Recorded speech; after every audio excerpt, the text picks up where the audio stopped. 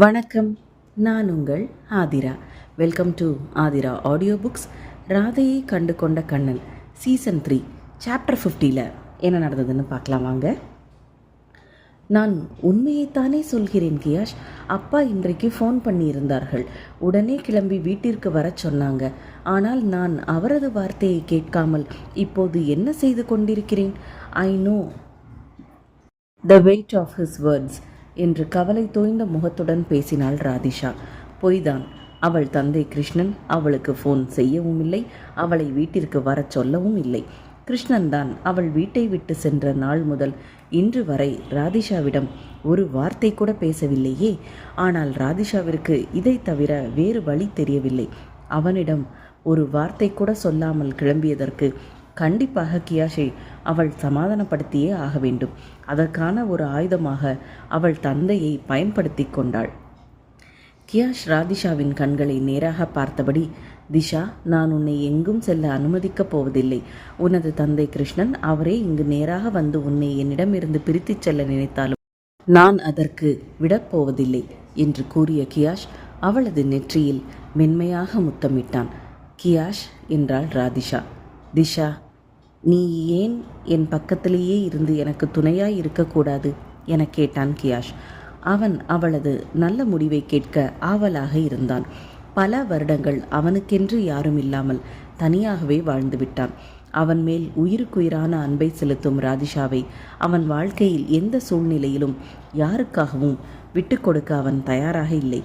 நிச்சயமாக கியாஷ், நானும் உங்களுடன் தான் இருக்க விரும்புகிறேன் என்றாள் ராதிஷா. அதை அவள் கூறிய அடுத்த நொடி அவளது உதடுகளில் லேசாக முத்தமிட நினைத்து குனிந்த கியாஷ் அவளது பெர்ஃப்யூம் வாசனையில் கிறங்கினான். அவனையும் மீறி அவனது முத்தம் மிகவும் அழுத்தமாக பதிந்தது. அவன் அவளை விடுவித்த பின்பும் கூட ராதிஷா அவனது மார்பில் புதைந்து கிடக்க விரும்பினாள். ராதிஷாவின் கொள்ளை அழகு அவனை என்னென்னவோ செய்தது. அவளை அப்படியே சாப்பிட துடித்து கொண்டிருந்தான் கியாஷ். இந்த அழகு பதுமைக்கு தெரியவில்லை கியாஷ் அவனை எவ்வளவு காயப்படுத்தி கொண்டிருக்கிறான் என்று. கியாஷ், நீங்கள் எனக்கு ஒரு ப்ராமிஸ் செய்து கொடுக்க வேண்டும் என்றாள் ராதிஷா. என்ன செய்யணும் சொல்லு திஷா, உனக்காக நான் எது வேணுமானாலும் செய்வேன் என்றான் கியாஷ். என்னை தவிர யாரையும் இதுபோல் நீங்கள் கிஸ் பண்ணக்கூடாது. நீங்கள் ரிலேஷன்ஷிப்பில் இருக்கிற பெண்ணையும் சேர்த்து தான் என்றாள் ராதிஷா. அவள் தலை அவனது மார்பிலிருந்து இன்னும் எழவில்லை. இதை கேட்ட மாத்திரத்தில் கியாஷுக்கு சிரிப்பு தான் வந்தது. அதே புன்னகையுடன், ஓகே திஷா, உன்னை தவிர நான் வேறு யாரையும் இதுபோல் கிஸ் பண்ண மாட்டேன். நீதான் எப்போவுமே என்னோட ஃபேவரைட் டைரி மில்க் என்றான் கியாஷ். நீதான் எப்போவுமே என்னோட ஃபேவரைட் டைரி மில்க். இதே வார்த்தைகளை தான் அவளது தந்தை கிருஷ்ணன் கூட ராதாவை சமாதானப்படுத்த அவ்வப்போது கூறுவான். இதை கேட்ட ராதிஷாவிற்கு மிகவும் சந்தோஷமாக இருந்தது. அதே நேரம் அவனிடம் வேகமாக, இது போன்ற வார்த்தைகளை எல்லாம் நீங்கள் என்னை தவிர யாரிடமும் சொல்லக்கூடாது என்றாள் ராதிஷா. நிச்சயமாக சொல்ல மாட்டேன் திஷா என்றான் கியாஷ் அவளது பொறாமையை ரசித்து கொண்டே. அப்படியென்றால் வயசாக உங்களுக்கு நான் போர் அடிச்சிடுவேனா என கேட்டாள் ராதிஷா.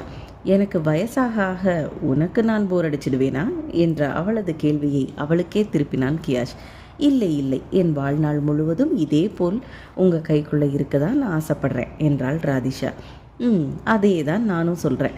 என் வாழ்நாள் முழுவதும் இதே போல் உன்னை கைக்குள் வைத்து கொள்ளத்தான் நானும் ஆசைப்படுகிறேன் என்றான் கியாஷ்.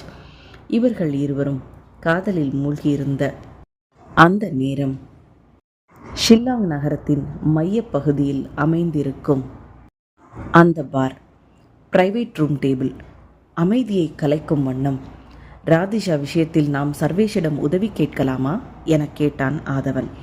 எதிரே அமர்ந்திருந்தவன் எதுவும் பேசாமல் இருந்தான். இல்லை, சர்வேஷ் அவளை இத்தனை நாட்களாக அழைத்து செல்லவே இல்லையே. இவ்வளவு நாட்களாக நாமும் காத்து கொண்டிருக்கிறோம்.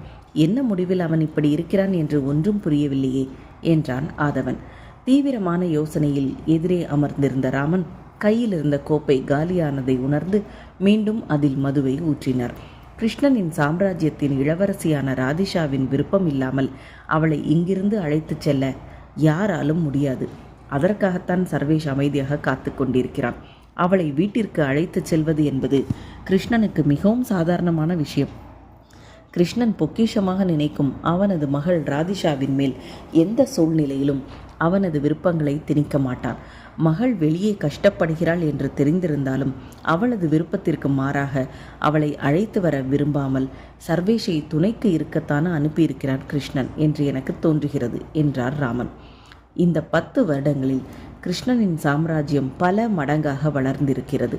இந்தியாவில் விரல் விட்டு எண்ணக்கூடிய பெரும் பணக்காரர்களில் ஒருவனாக அவனும் திகழ்ந்தான். அப்படி இருக்கும் பட்சத்தில் அவனது மகளுக்கு தீங்கு விளைவிக்கும் தைரியம் யாருக்கு வரும்? உயிர்மேல் ஆசை இல்லாதவன் எவனாவது இருந்தால் அவன் வேண்டுமானால் ராதிஷாவை நெருங்க நினைக்கலாம். ஓகே, உங்களுக்காகத்தான் அவர்களை பற்றி இவ்வளவு நன்றாக தெரிகிறதே. அப்படி இருக்கும் பொழுது சர்வேஷ் எப்படி நமக்கு உதவ முடியும் என்று நீங்கள் நினைக்கிறீர்கள் என கேட்டான் ஆதவன். முட்டாள், சர்வேஷ் எப்படி நமக்கு உதவி செய்வான்? அவனுக்கு முதலில் அவனையே உதவி செய்ய வைக்க வேண்டும் என்றார் ராமன். அவனுக்கு அவனே உதவி செய்ய வேண்டுமா? ஆதவனுக்கு தலையே சுற்றியது. இந்த ராமன் பேச பேச குழப்பம் மட்டுமே அவனுக்கு அதிகமாகிக் கொண்டே இருந்ததை தவிர எந்த இடத்திலும் அவனுக்கு சரியான பதில் கிடைக்கவில்லை. என்ன முழிக்கிறாய்? இன்னுமா நான் சொல்வது உனக்கு புரியவில்லை? இந்நேரம் சர்வேஷுக்கு தெரிந்திருக்கும் ராதிஷா வேறு ஒரு ஆண் மகனுடன் அவனுடைய வீட்டில் தனியாக தங்கியிருக்கிறாள் என்று. நமது வேலையை ராதிஷா சற்று சுலபமாக்கியிருக்கிறாள். பெரும் புயல் வரத்தான் போகிறது. நாம் காத்திருந்து வேடிக்கை மட்டும் பார்க்கலாம். ஹஹா என்றார் ராமன். சிரித்து முடித்த நேரத்தில் ராமனின் குரல் மாறியது. நான் உன்னிடம் ஒரு கேள்வி கேட்கலாமா என கேட்டார் ராமன். கோப்பையில் மதுவை ஊற்றி மெதுவாக வாய்க்கருகில் கொண்டு சென்ற ஆதவன், சொல்லுங்கள். அதே நேரம் எனக்கு புரியும்படியாக சொல்லுங்கள், குழப்பாதீர்கள் என்றான் ஆதவன். சின்ன வயசுலேருந்து ஒரு புதையல் உன் பக்கத்திலேயே இருக்கு. அதை பாதுகாத்து வளர்த்துக்கிட்டு வர. அந்த புதையலை யாரும் நெருங்காதபடி அவ்வளவு பாதுகாப்பாக வச்சிருக்க. அந்த புதையலுக்காக நீ என்ன வேணா செய்வ. காலமும் நேரமும் கூடி வரும்போது அந்த புதையல் உன்னிடம் முழுசா வந்து சேரும் என்று நம்பிக்கையோட இத்தனை வருடங்களாக காத்திருக்க. அப்படி இருக்கும்போது நடுவில் வர்ற எவனோ ஒருத்தன் அந்த புதையலை உன்கிட்ட இருந்து தட்டி பறிச்சுட்டு போயிட்டான்னா நீ என்ன செய்வ என கேட்டார் ராமன். ஒன்று, அந்த புதையல் எனக்கு திருப்பி கிடைச்சாகணும். அப்படி அந்த புதையல் எனக்கு கிடைக்கலனா அதை யாருக்கும் கிடைக்க விட மாட்டேன். இருந்த இடம் தெரியாமல் அழிச்சிடுவேன் என்றான் ஆதவன். அவனது பதிலை கேட்டு ஹஹா என சிரித்தார் ராமன். ஆமாம் ஆமாம், நீ சொல்வது 100க்கு 100 உண்மைதான். புதையல் அழியத்தான் போகிறது.